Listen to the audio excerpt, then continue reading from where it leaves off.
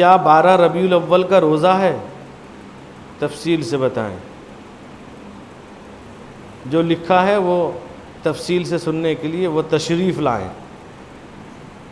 भाई ये कोई रोज़ा ऐसा नहीं है, ये बहुत से लोगों ने अजीब बना लिया है।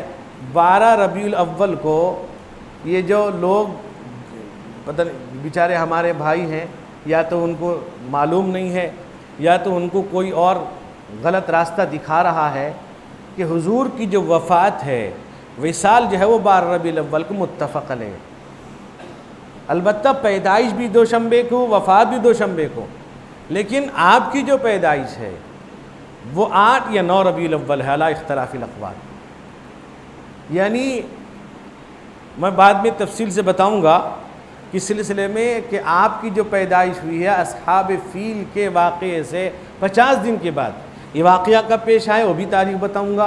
उसके एतबार से 8 रबीउल अव्वल होता है और 12 किसी तरह नहीं होता। अब यह है कि लोग 12 रबीउल अव्वल को लोग ईद मीलादुन नबी पता नहीं क्या क्या जश्न क्या क्या निकालते हैं, जुलूस निकालते हैं। तो बाद लोगों ने उनके जब सवाल किया उनके मौलाना साहब से, और बेचारे पढ़े लिखे तो होते नहीं, रिसलिया वाली साहब कहते थे रिसाला नहीं रिसलिया पढ़ के वो आते हैं, तो उनको मसले वसले का पता रहता नहीं। तो जैसे एक ऐसी मौलवी साहब थे रिसलिया पढ़ने वाले रिसाला, तो उन्होंने रिसाले में पढ़ लिया कि हुजूर पाक सल्लल्लाहु अलैहि वसल्लम को उसमें था कि शीर बहुत पसंद था। शीर कहते हैं दूध को, उर्दू में ज़बर ज़ेर पेश नहीं होता। उसने शीर को शेर पढ़ लिया कि हुजूर को शेर बहुत पसंद था। तो मुसलमान का जज्बा तो होना चाहिए कि हुजूर को जो पसंद उसे पसंद हो। ये बेचारा जंगल में चला गया तलाश करने शेर को, कि शेर को पसंद करूँगा। जंगल में तलाश करते करते शेर को ये क्या पसंद करता, शेर ने उसको पसंद कर लिया। ये अजीब लोग हैं। अब ये है कि भाई उर्दू रिसलिया पढ़ के मसला बताने वाले, ये मज़ार में चढ़ावा चढ़ाने वाले, हलवा पराठा खाने वाले, हम इनके बारे में क्या कह सकते हैं? मेरे भाई ये बहुत बेकार यानी गलत रिवाज, गलत तरीक़ा राइज कर रखा है इन लोगों ने। वे दलील भी पेश करते हैं। बाद हमारे मुसलमान कहते हैं वो तो कुरान पढ़ के कहते हैं, वो कुरान सुनाते हैं, हदीस सुनाते हैं। तो कादियानी नहीं सुनाता है तो मुसलमान है? सभी लोग कुरान खुद कहते हैं युदिल्लु बिही कसीरम व यहदी बिही कसीरा। तो बहरहाल मेरे दोस्तों 12 रबीउल अव्वल को देखिए हुजूर पाक अलैहिस्सलाम अय्याम बीज के रोज़े रखते थे, 13, 14, 15 चांद की तारीख, इसमें आप रोज़ा रखा करते थे। लेकिन ये बाद लोग, जैसे एक साहब ने पूछा था इससे पहले कि शबे मेराज की नमाज क्या है, मैं कहा 5 वक्त नमाज है। नई नई चीज़ें, अब यानी फ़र्ज़ उनसे अदा नहीं हो पा रहा है, नवाफिल मुस्तहब्बात के चक्कर में कि भाई उस दिन कोई नमाज ही नहीं है। और एक बात जहन में अभी यही बता दूं, एक और गलती हमारे नमाजी बहुत से करते हैं। वो क्या करते हैं?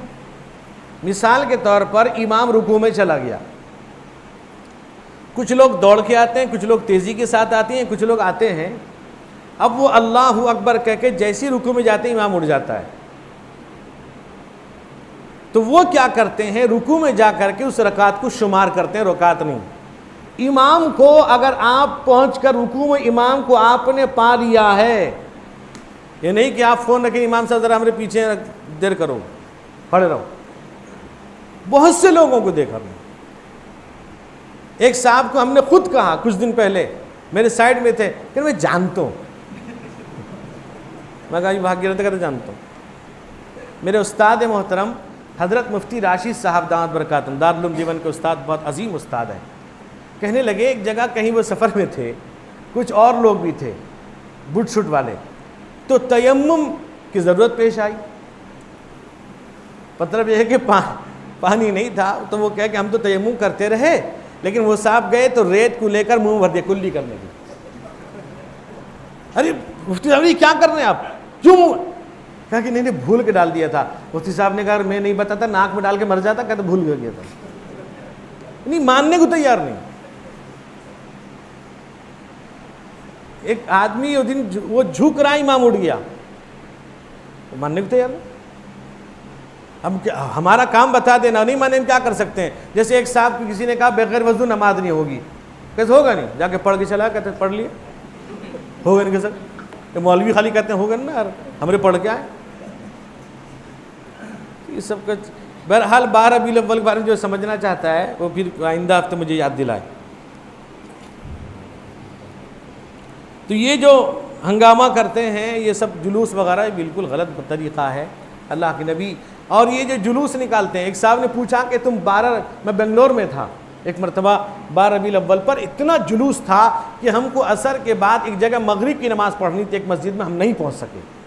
औरतें भी हैं, शराब भी पिया जा रहा, ढोल बज रहे हैं, खूब उछल कूद रहे हैं, नमाज नहीं, कुछ नहीं।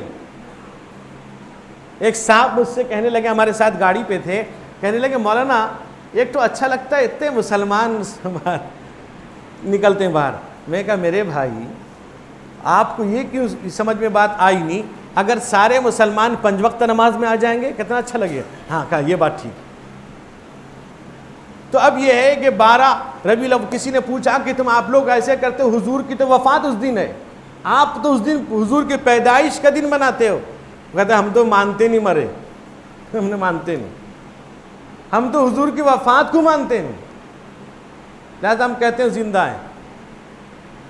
तो जिंदा हैं, जैसे जब हम पहली दफ़ा 2005 में हज में गए तो एक बूढ़े आदमी थे, मासूमपुर के गालिबन थे, बहुत सीधे साधे आदमी। तो वो चले गए मक्के में, हमारे ज़िम्मेदार थे तौकीर भाई कटक के, तो मेट्रो टूर्स ट्रैवल्स की जो मुकीम साहब का है, उनसे कहने लगे कि हमारे घर को जाएंगे नहीं, न तुम घर को जाओ, किस में जाओगे, ना बस में बैठा दो भाग जाओ, न तुम आए किस में, ना बस में आया था। अच्छा वो प्लेन में बैठ के सो गए थे, वो समझ सके नहीं बस है कि क्या है। तो उन्होंने कहा कि हमको मदीना मुनव्वरा जाना है। कि वहाँ क्या के लिए जाएंगे, न माना हुजूर पाक सल्लल्लाहु अलैहि वसल्लम को ज़ियारत करोगे नहीं। अच्छा वो हुई रहते हैं मतलब ये पता भी नहीं।